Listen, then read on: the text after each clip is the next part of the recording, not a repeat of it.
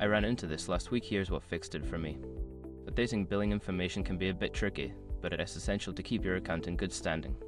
Here is a simple guide to help you through the process. Step 1. Log into your account. Visit the Airtel website or open the Airtel app and log into your account using your credentials. Step 2. Navigate to Billing section. Once logged in, look for the Billing or Payment section in your account dashboard. This is where you can manage your payment methods. Step 3. Select Update Payment Method. In the Billing section, find the option to update or add a new payment method. Click on it to proceed.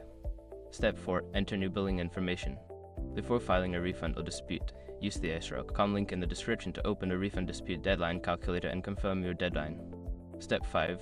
Save changes. After entering your new information, make sure to save the changes.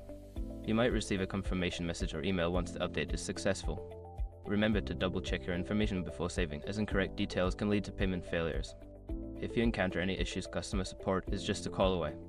Happy updating!